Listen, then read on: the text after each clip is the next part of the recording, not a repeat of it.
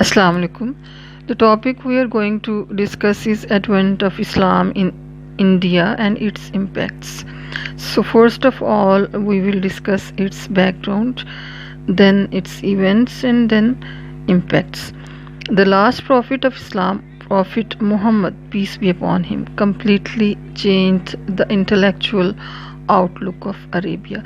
Within a span of 23 years, he transformed the barbarous and impious Arabs into a civilized and religious nation. During his life and also after his death, Muslims took the message of Islam to every corner of the world, and within a few years, Muslims became the superpower of the era. Trade relations between Arabia and the subcontinent dated back to ancient times, long before the advent of Islam in Arabia. The Arabs used to visit the coast of southern India, which then provided the link between the ports of South and Southeast Asia. After the Arab traders became Muslims, they brought Islam to South Asia. A number of local Indians living in the coastal areas embraced Islam. However, it was the Muslim conquests in Persia, including the provinces of Kirman and Makran, which brought the Arabs face to face with the then ruler of Sindh, who had allied with the ruler of Makran against the Muslims. But it was not until the sea-borne trade of the Arabs in the Indian Ocean was jeopardized that serious attempts were made to subjugate Sindh. During the reign of the great Umayyad Caliph Walid bin Abdul Malik, Hajjaj bin Yusuf was appointed as the governor of the eastern provinces. At that time, Raja Dahir Abarhaman ruled Sindh. However, the majority of the people living in the region were Shudras or Buddhists. Dahir treated members of these dominations inhumanly.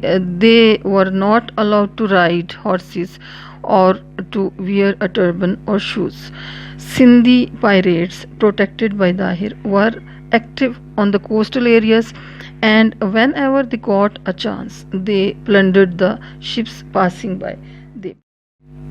During those times, some Muslim traders living in Ceylon died, and the ruler of Ceylon sent their widows and orphans back to Baghdad. They made their journey by sea. The king of Ceylon also sent many valuable presents for Walid and Hajjaj. As the 8-ship caravan passed by the seaport of Debel, Sindhi pirates looted it and took the women and the children prisoner. When news of this attack reached Hajjaj, he demanded that Dahir return the Muslim captives and the looted items. He also demanded that the culprits be punished. Dahir replied that he had no control over the pirates and was therefore powerless to rebuke them. On this, Hajjaj decided to invade Sindh.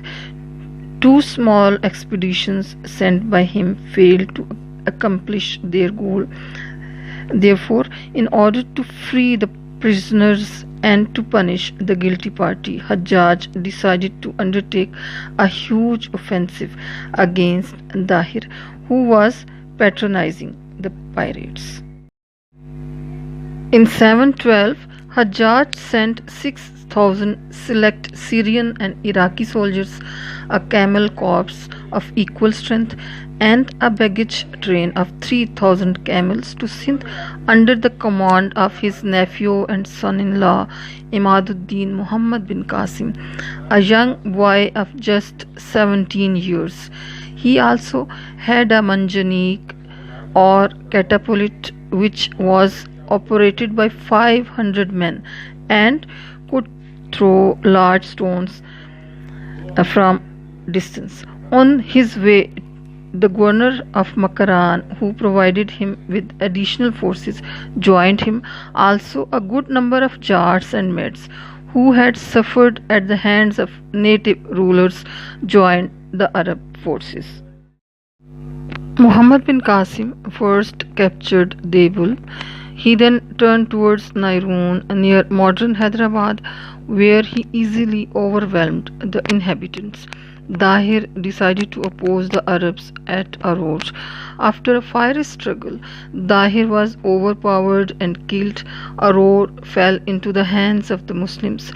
The Arab forces then occupied Alor and proceeded toward Multan. Along the way, the Sikka Uch fortress, situated on the bank of the river Ravi, was also occupied.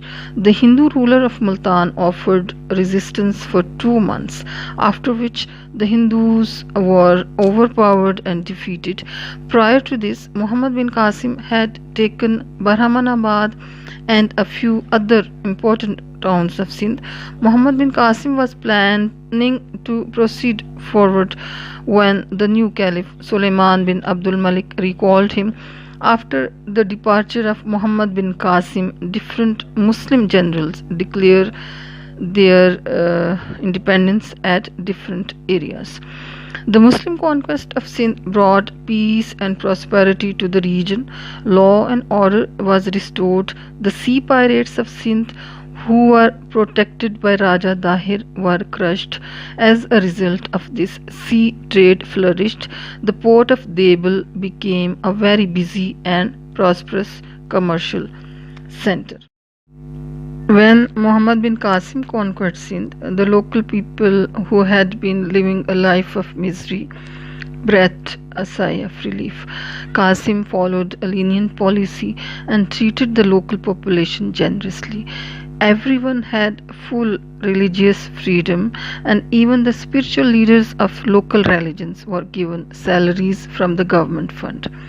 No changes were made in the local administration, and local people were allowed to hold offices, particularly in the revenue department. All taxes were abolished and jizya was imposed.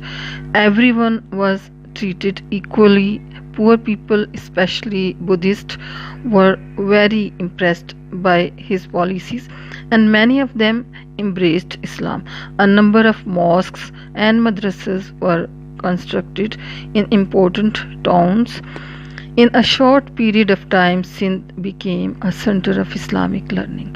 A number of religious scholars, writers, and poets were emerged, and they spread their knowledge. The Muslims learned Indian sciences like medicine, astronomy, and mathematics. Sanskrit books on various subjects were translated into Arabic. During the period of Harun al-Rashid, a number of Hindu scholars were even invited to Baghdad. The establishment of Muslim rule also paved way for future propagation of Islam in Sindh and the adjoining regions. Islam and Hinduism basically differ in their attitudes towards life. Islam strongly believes in the concept of Tawheed, oneness of God, and insists on the equality of mankind before law. It does not see any distinction among the people on score of such inhuman principles as caste, creed, and social position. Hinduism, on the other hand, believes in the multiplicity of gods and is based on the unethical caste system. So, Islam gained a quick and unmatched popularity throughout the subcontinent. By the end of 14th century, Islam had penetrated in all parts of India, making it indelible impact on the cultural, social, and religious conditions of India. Before the advent of Islam in India, the people were divided in several social factions because of the caste system. An intense and perpetual strife was going on between all social groups of society, conditions which extremely lacked in solidarity and homogeneity prevailed in the society. The people were worried over the unstable social conditions. The caste system had divided the society in different social groups with antagonistic approach and feelings towards each other. The prevailing conditions were ripe for the introduction of a new religious faith and system which was to negate the existing philosophies of life based on inhuman trends and customs. When Islam was introduced to the people of subcontinent, it attracted many followers because of its simple and easily understandable principles. The social and cultural impact of Islam was on the pattern which characterized a new social system. Islam challenged the Hindu society with its strong traditions of social religious democracy. It presented a striking comparison between the Islamic and Hindu societies, where the spiritual and intellectual superiority was wrested by the privileged classes. After the conquest of Sindh, Multan, and Gujarat during 711 to 715, nearly 4,000 Arabs settled there permanently. These Arab settlements in Sindh and Balochistan created opportunities for cultural and intellectual exchange. The Arab culture began to flourish in that region. Many well known voyagers used to visit Sindh frequently. The Arabs encouraged intermarriages between the Arabs and Sindhis, and Muhammad bin Qasim himself married Ladi, the widow of Raja Dahir. The marriages of the Arabs with the Sindhi women were, in fact, intermingling of two different cultures. A new language called Sindhab was developed, which was a blend of Sindhi and Arabic languages. In addition, Arabic script was adopted for Sindhi language. Arabic language also became popular in Sindh and it became a medium of instructions in the schools. After the conquest of Sindh, Muhammad bin Qasim constructed mosques in all the important towns and cities of that region. Gradually, these mosques became the centers of learning.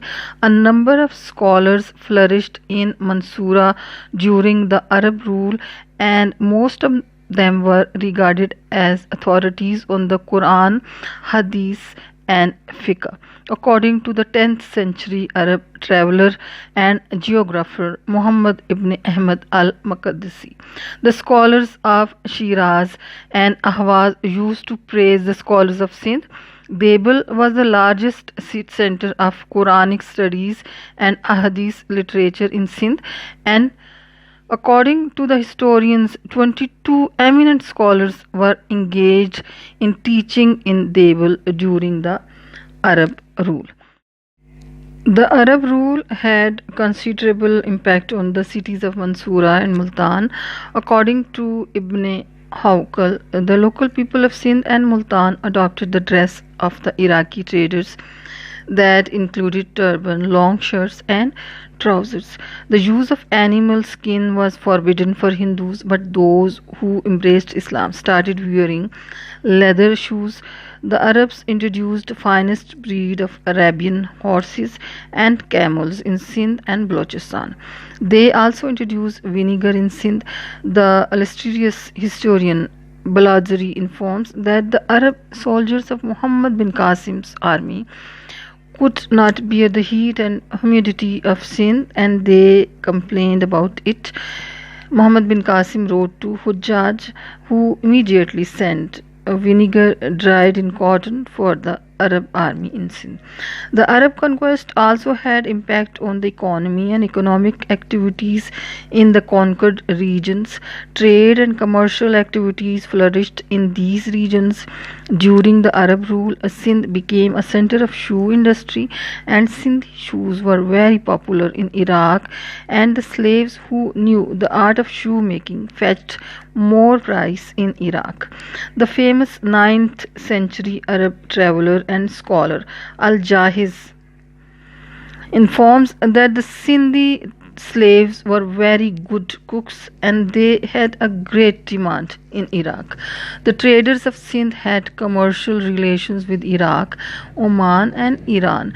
The Arab introduced their currency in Sindh. The dirhams, which were struck at Multan, resembled the Fatimid coins of Egypt and were called Kahiriyat. The Arabs also introduced finest quality of dates in Sindh.